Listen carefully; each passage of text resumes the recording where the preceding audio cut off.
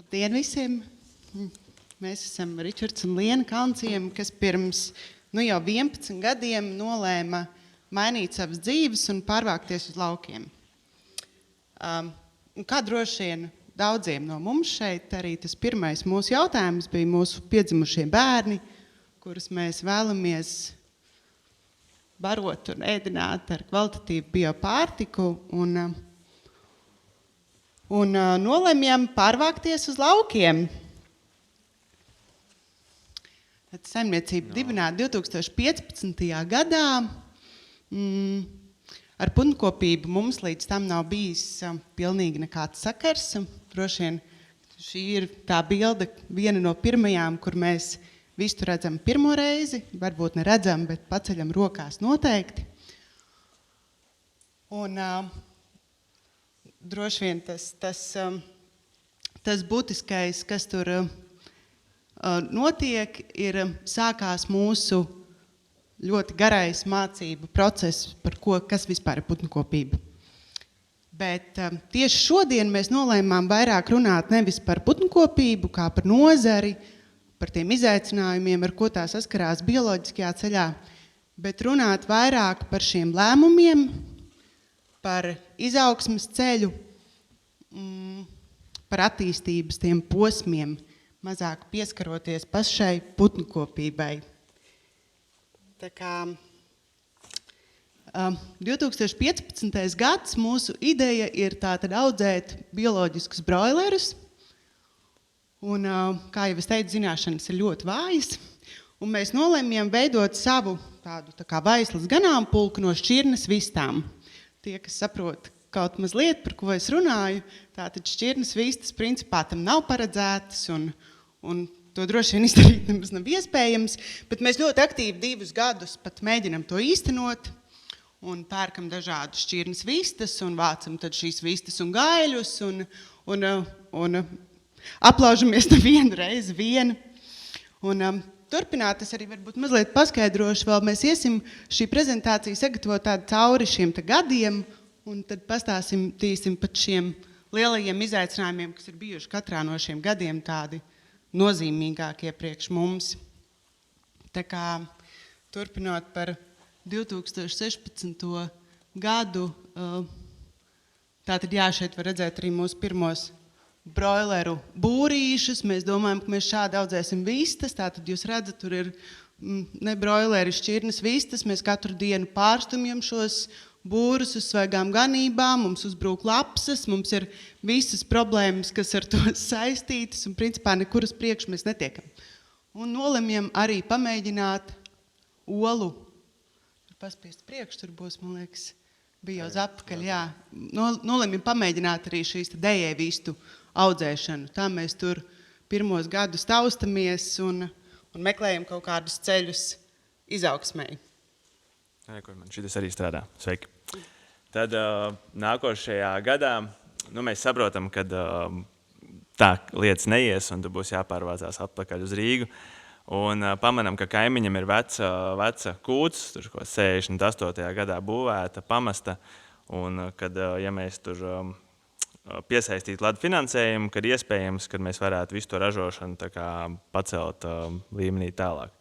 Bet tad mēs atduramies pie nākošās problēmas. Mēs saprotam, ka šajā gadā Latvijā bioloģiskā putnkopība principā neeksistē. Un ja mēs gribam kaut ko izdarīt un aizvest līdz veikalam, svaigu produkciju, kas ir veikalam interesē tikai to izdarīt katru nedēļu, ka mums ir jāiztais viss šis posms. Mums ir jādabona šīs olas, kas būtu atsevišķi biznesa. Mums vajag šīs olas inkubēt, lai izšķiltos cāļi. Mums vajag nobarot šos cāļus. Mums vajag savu kautu, kur ir bioloģiska, savu cehu, kurš arī ir bioloģisks, kur mēs varam veikt sadalu, un tad vēl arī transportu, lai mēs visu to varētu piegādāt tiem veikaliem. Bet, plinti kurumos nemetām, un tad bija izaicinājums vienā šajā kūtī, kuru mēs nevarējām nopirkt. Mēs viņu iznomājām uz daudziem gadiem, joprojām tur strādājam arī, un vajadzēja to visu šos biznesus satilpināt tad vienā kūtī. Tāda viņa izskatījās, un tad šī man mīļākā bilde rādu visiem ciemiņiem, kas atbrauc tagad jau uz moderno ražotni. Un bija tā, ka tajā laikā Ramerentā instruments varēja nomā piekdienā, tad sestdien, svētdien varēja viņus izmantot pa velti, jo jāatdod bija pirmdienā. Tad piekdienā es ar meistariem tos darbus darījām tā, lai piekdien te ritīgi var noraut. Un sestdien, svētdien te nāca sieva ar bērniem un radiem, un tad mēs tos instrumentus pa velti turpinājām, lai varētu uzbūvēt.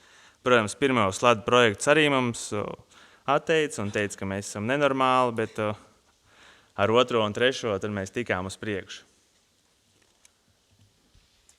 Nu, lūk, un 2017. gads, mēs saprotam, ka mums ir jāmeklē palīdzība tieši pašā putnkopības sfērā, kā tas nav iespējams to izdarīt ar šīm šķirnes vistām, kad ir jābūt kaut kādam risinājumam.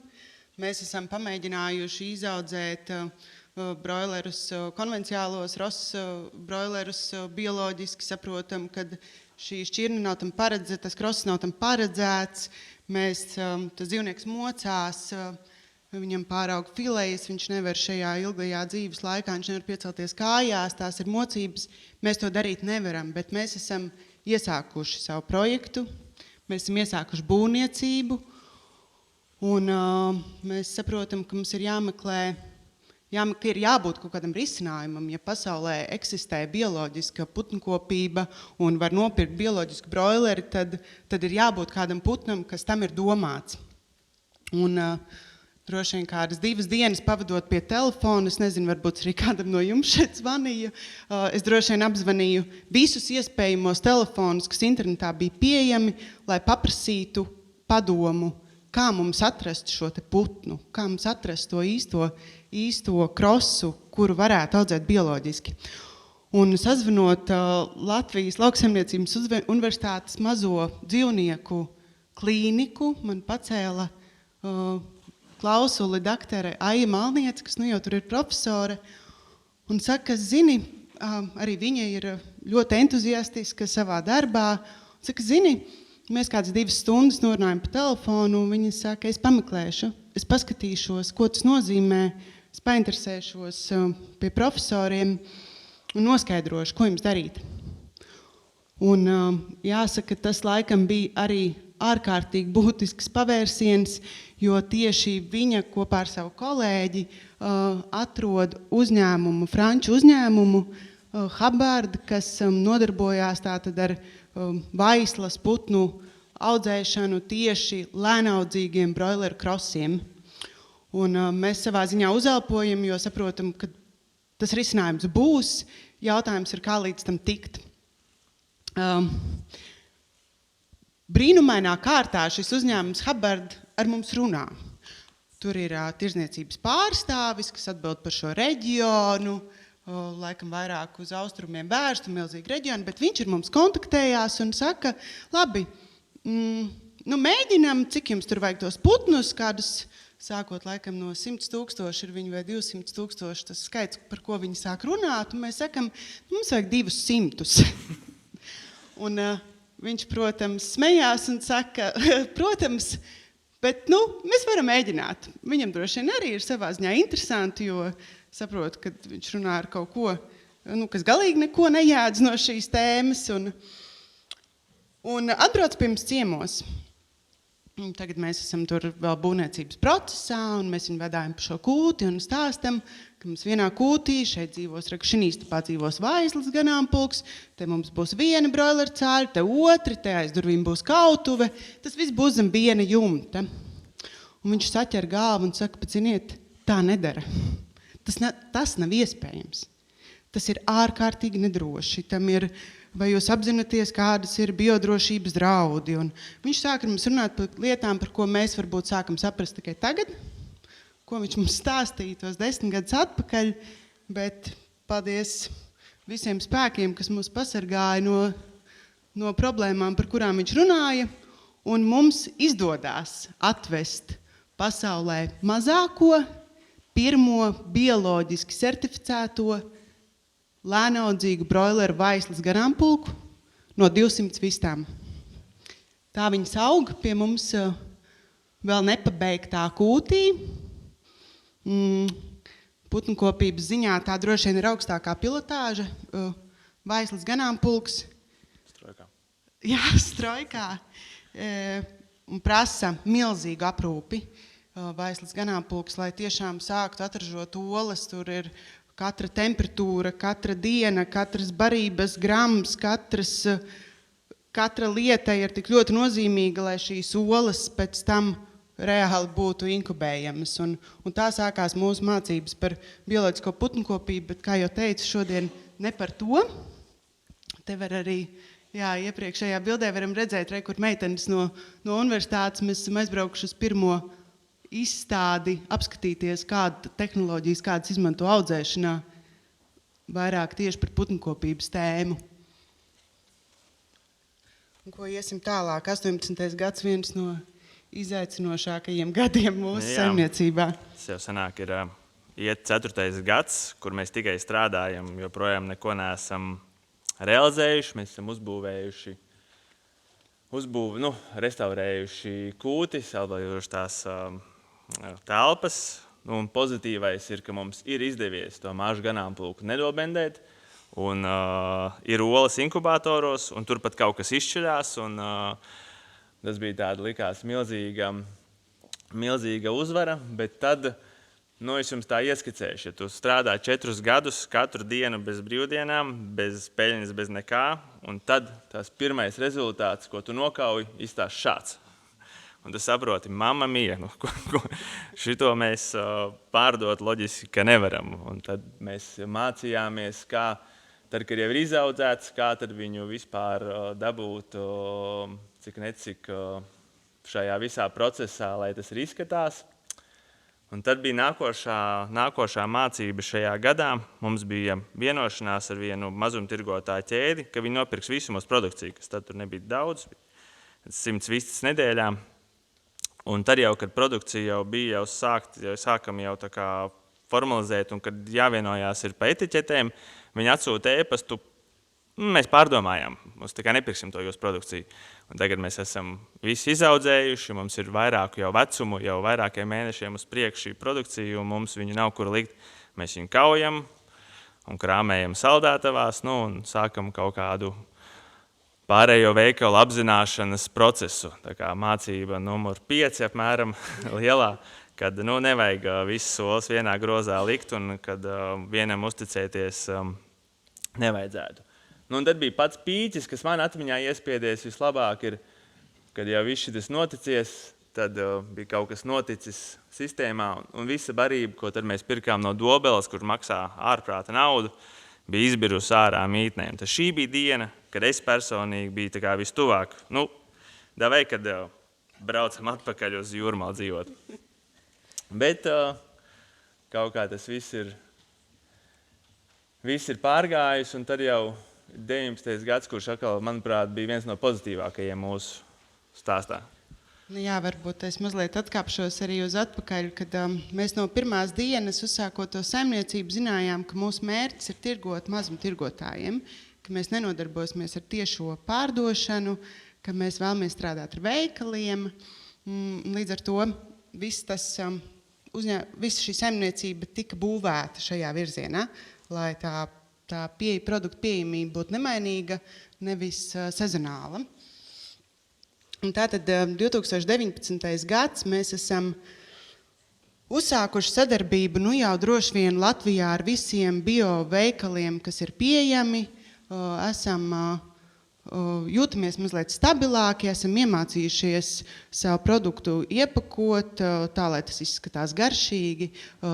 Paldies Dievam, franču viste ir tiešām ļoti garšīga un kvalitatīva gaļa, ko, protams, uzreiz novērtē mūsu klienti un momentāli jūt šo starpību starp konvencionāli audzētu vistu un bioloģisko, un klienti pirms atgriežās. Un tas, protams, dod kaut kādu milzīgu gandarījumu, saprotot, kad mūsu pirmais tirdzniecības vieta Kalnciemielas tirdziņš, kurā vēl aizvien braucam katru sestdienu, ka šie cilvēki nāk atpakaļ un saka labus vārdus, un šī pārdošana iet uz priekšu. Un šajā gadā mēs arī saprotam, ka Latvijas tirgus mūsu tam projektam ir pa mazu un sākam meklēt partnerus eksportā. Un uzsākam sarunas ar vienu no Igaunijas bioveikalu ķēdēm, kuriem jau tajā brīdī ir diezgan daudz veikalu, kuri, protams, ka kategoriski saka nē. Un viņi saka nē mums ļoti ilgi, sakot, ka šādu produktu viņi neredz vispār savā sortimentā, jo tas ir ļoti dārgs, kam interesē nopirkt vienu fileju pa 11 eiro, tas nevar darboties. Un kaut kā mēs tomēr izcīnām līdz tam, ka mēs tiekam pie viņiem uz tikšanos. Mēs aizbraucam uz Tallinu, uz viņu biroju, un viņu iepirkuma vadītāja sēž pie galda un vēl aizvien šoba acis. Mums ir līdz visi mūsu produktu pāraugi, visus mēs esam iztulkojuši, visus marķējumus, sagatavojuši visu priekš Igaunijas tirgus. Un viņa pārliecina viens mūsu arguments, sakot, ziniet, jūs mēnesi pamēģināt. Un ja jums nepārdos, mēs paņemsim atpakaļ visu produktu, ko jūs nebūsiet pārdevuši. Mēs jums atgriezīsim naudu, bet dodat mums šo iespēju. Dodat iespēju vienkārši tajā plauktā pastāvēt. Un, protams, kad tas projekts ir veiksmīgs. Un klients novērtē, jāsaka, ka laikam, kad šīs iepirkuma vadītājas pēc tam vairākus gadus saņēma apbalvojumu savā uzņēmumā kā veiksmīgākā iepirkuma vadītāja, jo mūsu produkts bija top pārdotākais produkts viņu ķēdē. Tas, protams, mūs iedrošināja iet tālāk. Sapratām, ja blakus kaimiņos mēs to varam, mēs to varēsim arī vēl kaut kur. Un attīstam audzēšanas to apjomu, jo, protams, ka paralēli visam šim mēs turpinam mācīties par pašu putnkopību, kurā arī ir pietiekoši daudz izaicinājumu un problēmas, kas ir nemitīgi jārisina un daudz, kas jāapgūst jauns. Tad pienāk 2020. gads un mēs meklējam tātad iespējas attīstīties. Nu jā, tad mēs pieņemam to lēmumu. Ja mēs ejam tālāk, mums vajag arī savas telpas, jo mēs joprojām visu šo esam izdarījuši šajā nomātajā kūtī. Mēs saprotam, ka mēs nevaram uzbūvēt neko jaunu. Jaunu kūts maksā ļoti dārgi, bet ir šīs viena konkrēta veida padomju betona kūtis, kuras mums der, un mēs atrodam vienu pamestu tādu kompleksu, kurš tur no 86. gada nestrādā. Un uzrakstam lada projektu, un pēc punktiem esam tajā pie naudas tikušo sarakstā un iegādājamies šo īpašumu. Bet tad atnāk atbilde no lada, ka, diemžēl, konsultants netic mūsu projekta dzīvotspējai un noraida mums to. Bet mēs jau esam bezizejā un īpašums ir nopirts. Un tad gāja birokrātu cīņas, un mēs centāmies viņiem pierādīt, ka mēs tomēr to varam. Un pēc 1,5 gada entajām tikšanās ar augstāko rangu darbiniekiem, tā kā mēs to lēmumu atcelšanu, un mēs tiekam tālāk attīstīties jau šajā, kur mēs tagad strādājam. Nu, lūk, jā, tas 2021. gads paiet ļoti aktīvi strādājot pie tā, lai mēs varam uzbūvēt jauno kompleksu. Saprotam, ka tirgus pieprasījums auga, mums izdodās iekļūt vēl lielāk, šeit iet sadarbība ar Rimi lielveikalu ķēdēm, mums izdodās kļūt par zemnieku saimniecību kā piegādātāju ar vienu produktu. Mēs paši izvadājam pa, ja nemaldos, 30 piegādes vietām, katru 2 reizes nedēļā 2 mašīnas no mums startē un izvadā šo vienu bio pusīti pa visiem Rimi veikaliem. Pārdošanas apjoms ir labs, Rimi ir apmierināti, principā ejam uz priekšu, esam tikuši līdz tam, kad audzējam 600 vistas nedēļā, spējam arī viņas realizēt. Un 2022. gads atkal nāk ar jauniem izaicinājumiem. Mani gadījuši visi grūtie gadi pastāstīt. Tad, ja mēs esam uzbūvējuši un jau audzējam putnus daļā no šī jaunā kompleksa, bet nāk kārtējā krīze, bija 22. gadā, sakarā ar karu kaimiņos visi materiāli cenas uzlica debesīs, Un mēs banka saka, sorry, bet mēs neturpināsim otrās kārtas finansēšanu. Tā kā viņi aptur to projektu pusē. Un, mums tas nav. Tas vienkārši nozīmē mūsu bankrotu, jo esošā kautuve nespēja nokaut, apstrādāt tik daudz putnus, cik mēs varam izaudzēt. Tā kā ar tiem putniem mēs nevaram samaksāt par to, ko mēs esam uzbūvējuši, jo tur ir kredītsaistības. Un veiksmīgi atkal sanāca, daudzi nāca pretī, un Blue Ore banka mūs pārfinansēja, un Lats nāca pretī, un šos termiņus līdz ar to visus pagarināja. Un, tā kā beigās atrisinājās diezgan pozitīvi, bet nācās mums un visiem darbiniekiem iespringt, jo vēl vienu gadu dīkstāvu nozīmē, ka vēl vienu gadu bija kautuvē, kur ir paredzēta tur 200 putniem, bija būvēta, tad mēs tur jau audzējam 1000 putnus nedēļā, un vairākās maiņās visu to. Principā, jā, tas gads varbūt paiet tādā 24/7 nodrošināšanā pašam tam procesam, lai mēs šīs piegādes varētu veikt, jo, kā jau Ričards minēja, mūsu kautuve bija paredzēta 200 visām nedēļā, un jau mēs kaujam 1000. Tas nozīmē, ka principā iziet cauri var tikai ar ievilktu vēderu kaut kur gar maliņu, cilvēkiem rokas bakstās gar elkoņiem, bet mums nav variantu. Mēs saprotam, ka tas ir vienīgais ceļš, kā mēs varam tikt uz priekšu. Mēs nevaram apturēt kādus no piegādēm, jo to mēs saprotam, ka ceļš atpakaļ ir gandrīz neiespējams. Un par cik būvniecība ir atsākusies, ejam uz priekšu, saprotam, kad apjoms atkal augs, kad mēs varēsim izaudzēt vairāk vistas un sākam meklēt tad nākamos šos te pārdošanas kanālus, pārdošanas ceļus un nolemjam aizbraukt uz izstādi, uz gaļas izstādi Anuga. Un pirms šīs izstādes jau saprotam, ka mums ir jāmeklē, ko tad mēs tirgosim. Jo viens ir šī te bioloģiskā vistas gaļa, kas, protams, ir mūsu pamatprodukts, bet izstādē ar to vien ir maz. Mēs nodibinam kooperatīvu Organic un piesaistam vēl bioloģiskos pārstrādātājus šeit sadarbībā ar uzņēmumu Melnā Govs, kur arī jau ir investējuši savās iespējās ražot bioloģiski un varbūt iepakot tirgumu atbilstoši kopīgiem spēkiem, aizbraucam uz izstādi Anuga, kur arī iepazīstamies ar mūsu klientiem, ar kuriem strādājam kopā vairākus gadus, bet principā šis ir ļoti nozīmīgs punkts mūsu nākotnes tādā attīstībā. Vēl šajā pašā gadā arī notiek pavērsiens ar Rimi tirzniecības to. Viņi paši mūs uzrunā ar jautājumu, vai mēs nevēlamies ražot viņiem private label produkciju, kam mēs, protams, kad piekrītam, kas ir ārkārtīgi izaicinoši, jo mēs esam šajā mazajā kautuvē un mums nav neviena kvalitātes certifikāta. Rimi vēlās braukt mūs auditēt un pārbaudīt mūsu atbilstību viņu ražošanai. Un kaut kādā veidā mēs sagrupējamies, iznesam ārā visu, ko varam iznest, lai var apmainīties 2 cilvēki ar vietām mūsu mazajā kautuvē un sadals cehā un veiksmīgi izījam šo auditu. Un Rimi apstiprina mūs kā savu private label ražotāju. Un jau arī jau vairākus gadus ražojam Baltijas Rimi šo produktu. Tālāk jau būvniecība. Salīdzinoši no pirmajiem 8 gadiem tālāk jau viss ir diezgan raiti.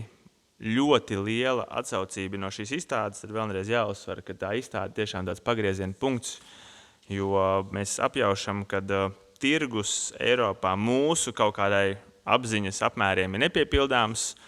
Vienīgais, kas ir, visi grib braukt uzreiz ciemos, un mēs sakam, bišķi jāpagaida, kamēr uzbūvēsim kautuvi. Un tad tāds jau apmēram izskatās mūsu jaunās kautuves cehs. Kautuve 25. gadā pilnvērtīgi sākam tur strādāt, uzņemam visus sadarbības partnerus no Francijas, Vācijas, Skandināvijas, Anglijas. Jā, un es piemetināšu, ka šajā gadā arī mums ir neskaitām auditi. Mums vēl aizvien nav kvalitātes certifikāti, tātad visi partneri, ar kuriem mēs uzsākam sadarbību, brauc pie mums uz auditu tieši par pārtikas kvalitātes nodrošināšanu, kurus mēs kaut kādā veidā veiksmīgi arī izpildam. Nu ko, un 2026. gads, te mēs esam, stāstam par to, kā mums ir gājis, un droši vien arī plānojam, ko mēs darīsim tālāk. Mēs esam iesākuši tādu eksperimentālu projektu un atvēruši pirmo kooperatīvu veikalu Berlīnē, kuram ir šie pirmie soļi, vēl pirmie 2-3 mēneši strādājam un skatāmies, kā būtu attīstīties savā mazumtirdzniecības ķēdē. Tas vēl gan ir tāds pavisam idejas līmenī pasākums un protams, kad ir nākošie izaicinājumi saistībā ar to, kad ir jāpaplašina telpas, ražošanas telpas, un tad par to varbūt Ričards vēl. Nu, kur tur jābūvē. Vairāk es gribēju visu šo vēstījumu tā kā pateikt, kad nenobīstamies un pie visām bezizējām beigās kaut kur ir izējis. Tā kā, un mēs esam 10 gadus pierādījuši to, kad entās bezizējas ar entiem izējām beigās ir. Jā, tā kā paldies jums, kad uzklausījāt. Jūs droši vien esat pirmie, kas šādu stāstu kopīgi dzird no mūsu puses. Bija interesanti to sagatavot pašiem, gana nostalģisks piedzīvojums pēdējo dienu garumā. Tā kā paldies. Un... Jā, paldies.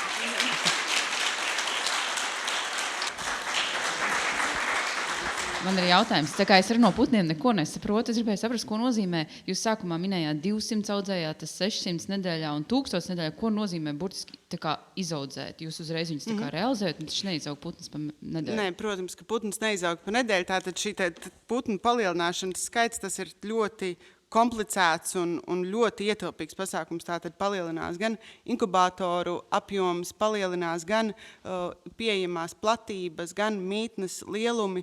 Šis te apjoms palielinās visos tajos apakšējos notikumos. Mēs nelēkā. Šis laika vienāds. Ja mēs palielinām 600, mēs katru nedēļu varam kaut tagad 600. Tas nozīmē, ka katra pozīcija iesaistītā ir palielinājusies reiz 2, reiz 2, reiz 2, reiz 2. Mēs, ka viss cikls ir... Tā apmēram, tā paskaidrs? Katrā ziņā cepuru nostas šeit sēdējumi reāli man birst asaras. Jūs mūsu olimpieši, jūs arī izskats to apliecina. Jums visas medaļas pienākās. Bravo, cepuru nost. Paldies. Jā, un paldies, un man liekas, ka vispār brīnišķīgi, kad jūsu produkcija jau ir nokļuvusi mūsu bērnu skolē dienkartē, un es ceru, ka jums ir idejas arī šajā virzienē nākotnē startēt, vai esat domājuši, ka varētu vēl kādā publiskā iepirkumā piedalīties? Mēs piedalāmies publiskos iepirkumos tik, cik mums īstenībā pajautā to izdarīt. Mēs esam vairākās skolās, jau arī savā novadā, arī bērndārzos, arī Lietuvas bērndārzus barojam ar iepirkumos pieejamiem produktiem. Tā kā, jā, mēs to turpinam darīt. Tā kā, bet prieks, protams, kad arī Latvijā tas notiek, un mēs, protams, esam atvērti uz šādu sadarbību. Jā, vēlreiz liels paldies! Paldies.